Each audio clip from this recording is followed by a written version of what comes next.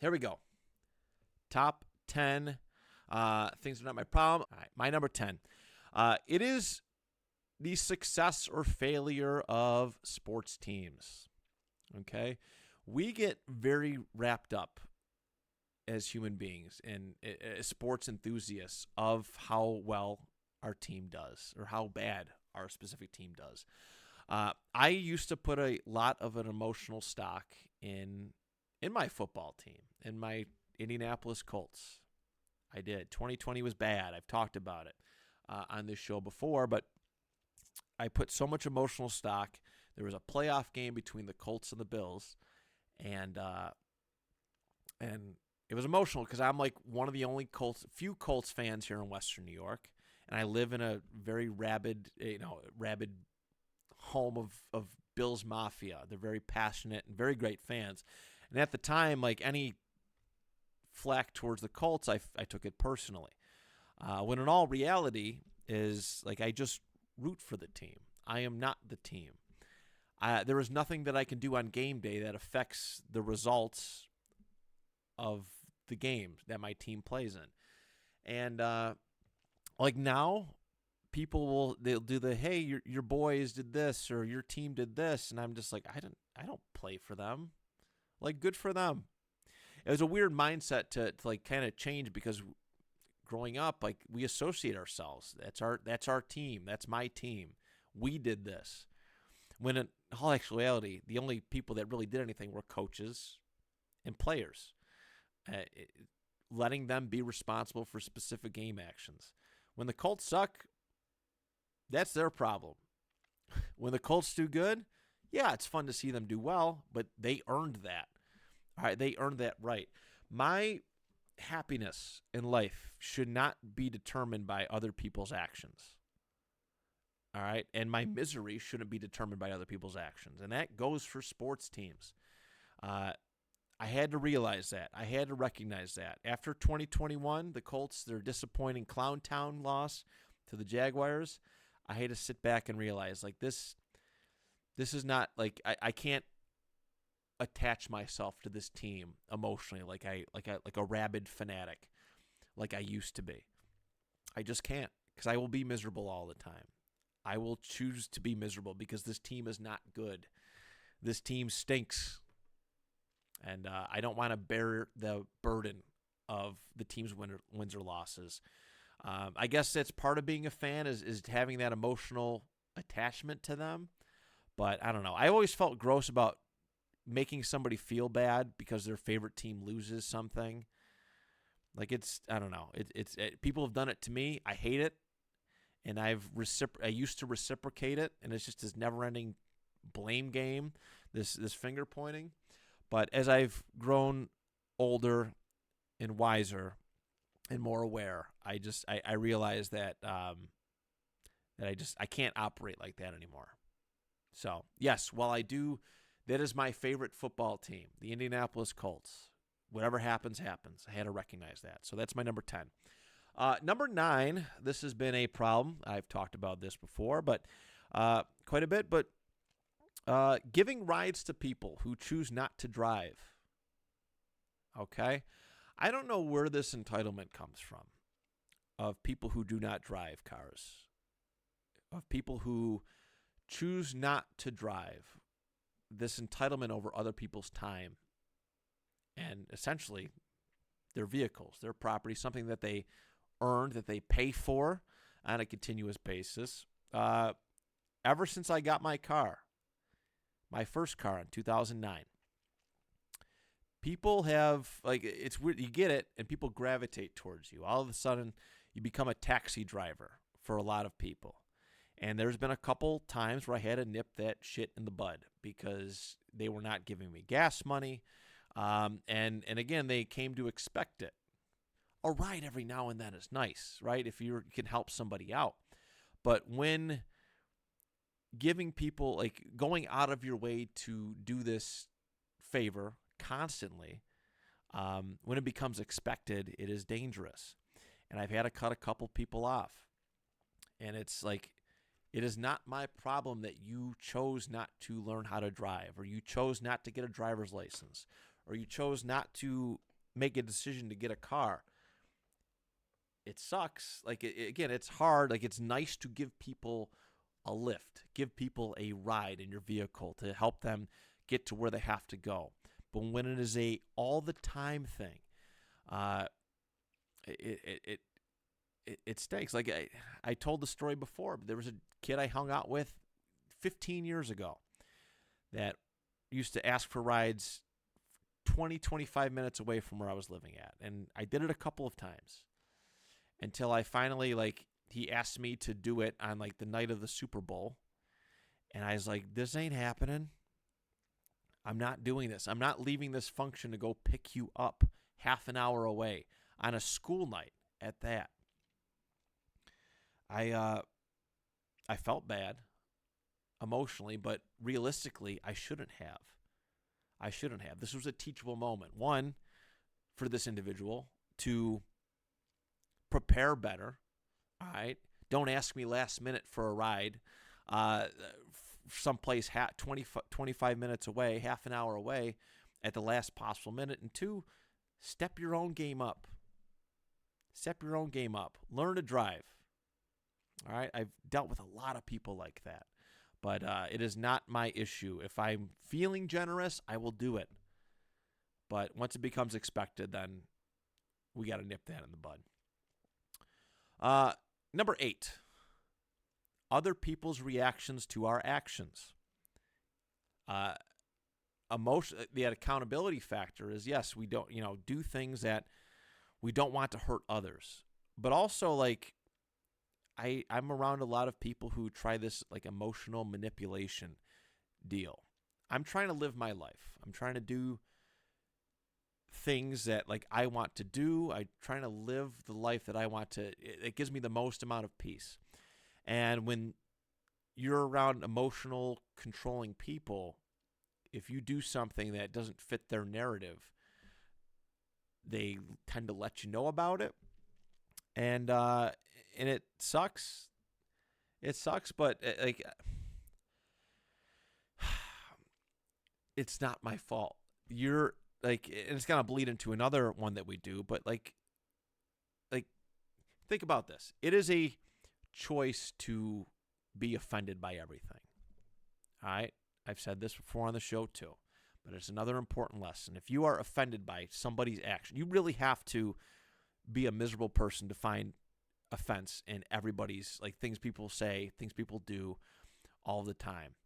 I used to have this emotional control, and this is why a lot of my friendships, kind of ended as rough, because they were my friends, and I thought that we had a different kind of relationship. So when they did something that felt out of pocket or out of line, I took it personally.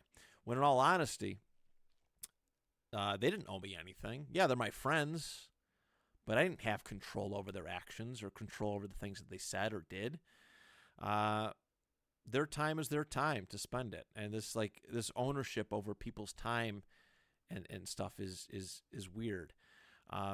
But like, if we do something for ourselves, we shouldn't have to hear how selfish it is, right? Like, if I stay and take up a bunch of overtime for money's sake, I shouldn't have to, like, hear people complain that I'm spending too much time working.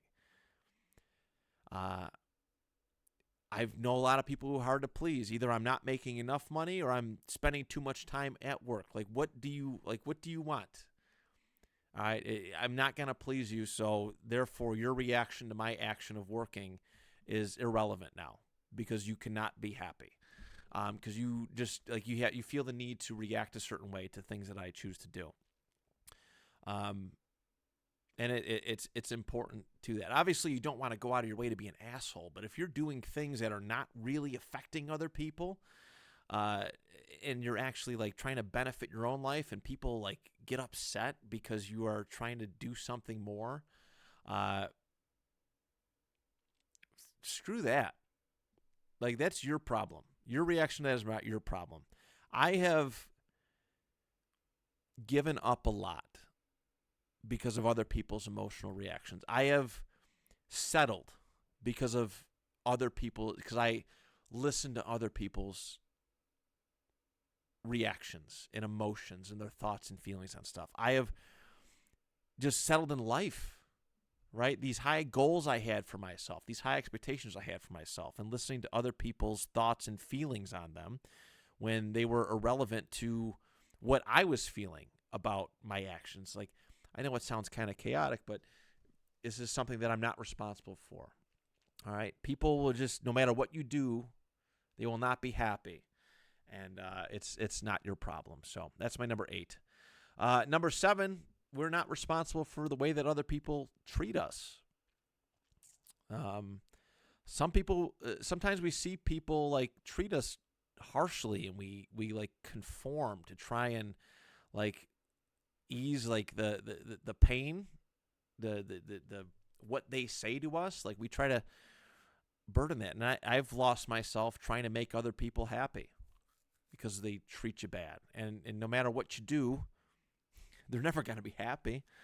Other people's actions, and we're going to delve into that a little bit more too, but other people's actions are just like towards us are not our responsibility. We have no control over that. The way people talk to us, talk about us, affect us, like, it's not our problem. The accountability part is to remove ourselves from those people, but we have no control over what other people say and do to us. You could fight back and do that. I just tend to just cut people off, when I can. But, the way the other people treat us is not our responsibility. Let them be miserable. Let them talk bad about you. Let them say bad. As long as they're not physically harming you, let them. Just let them and be miserable in their own way. Because who cares? Just go sit and stew in your misery. That's my number 7. Number 6 is other people's expectations of us. Have you ever had a conversation with someone and they go, I expected so much more out of you? I have. A lot. By a lot of people who I love and care dearly for. Those expectations, what they expected out of us is not our problem. It is their issue. It is their choice to have expectations of us. Because if you set expectations for everything, you're going to be disappointed. All right, if you put expectations on people, you are going to be disappointed 10 times out of 10. All right, it's important to just kind of let people be who they are, and not like expect them to be a certain way. Expectations means control, or a thought of control. And like, if they don't fit that expectation, if they don't fit that narrative, problems tend to arise. So other people's expectations of me and what they want me to be, this vision that they have for me, are not my problem. I had a vision for me, and I conformed. Like, that's my accountability part. Like, I listened, and I took it on the chin when somebody told me they were disappointed in me for whatever reason. But other people's expectations of me are, and of you, are not your problem. Your expectations of you are your problem. But you can't let other people's thoughts, feelings, and I don't know, just mindset towards what they want you to be. Like, you're not, if you listen to that, you are not free. You are legitimately a slave to their mentality, to what they think, and you will never, you'll lose yourself.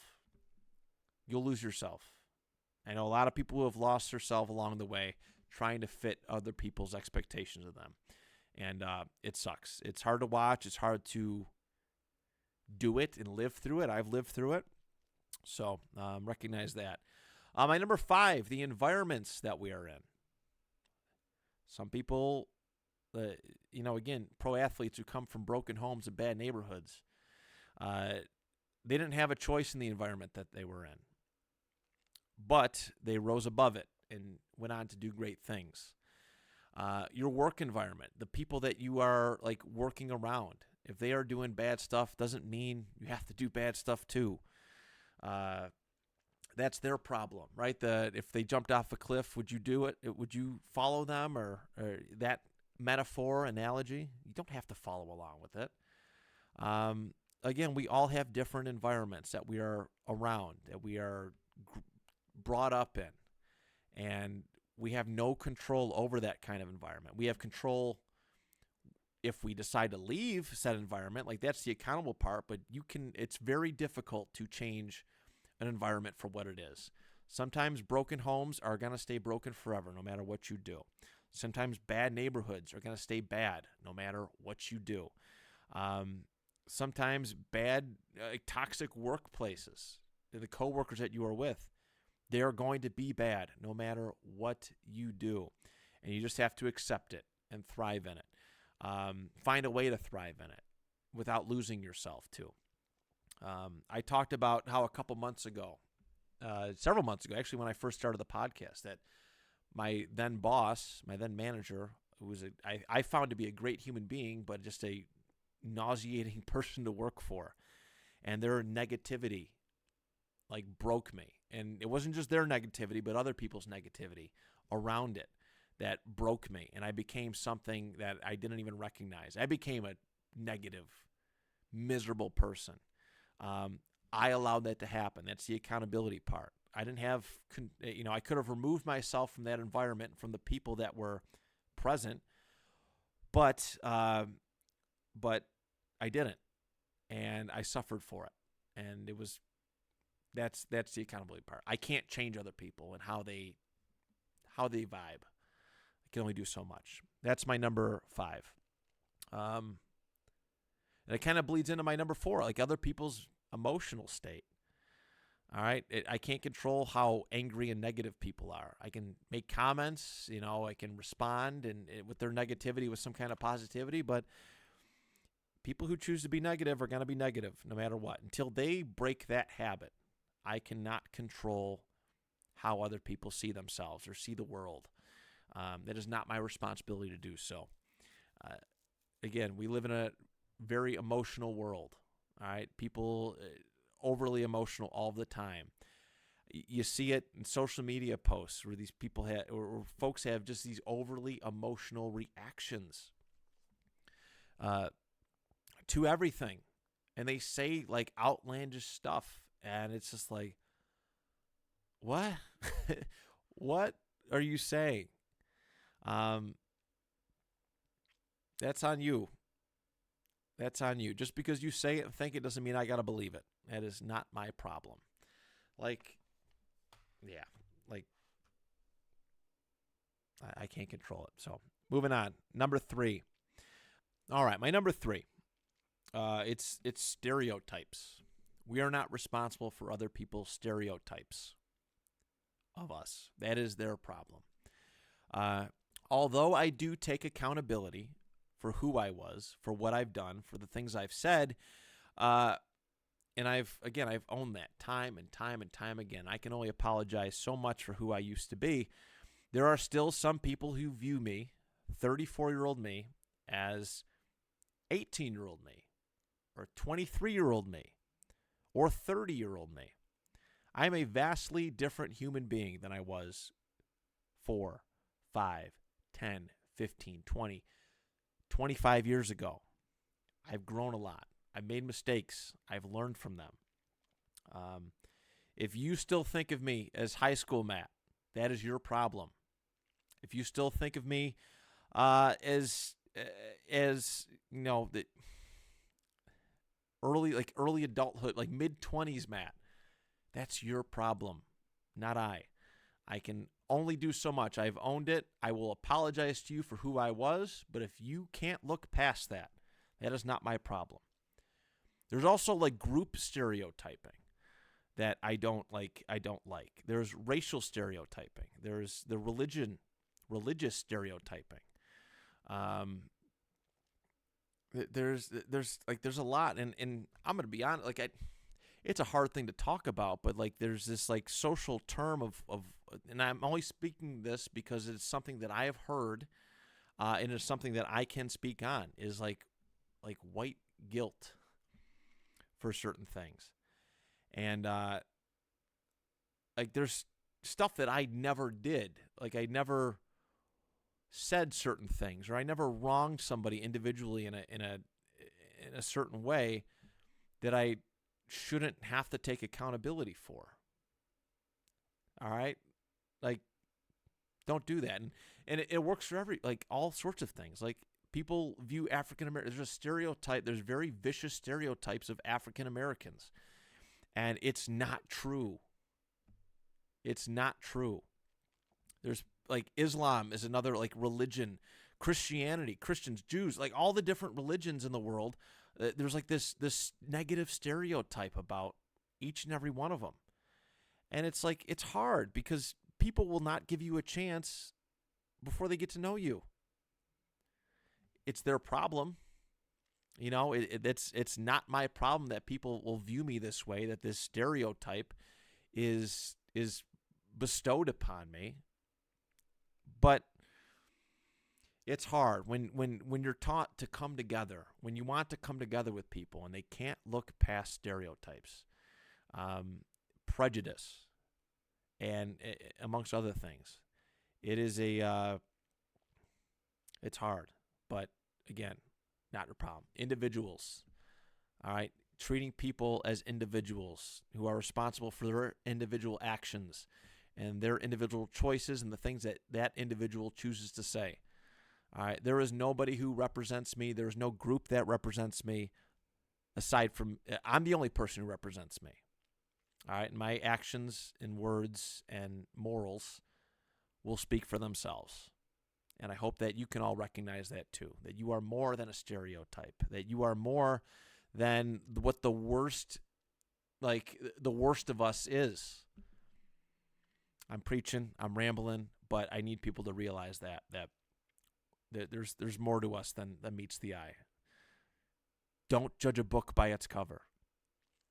All right, just advice for everybody else. But again, you can think about me whatever you want. It is not my problem. No matter how wrong it is not my issue.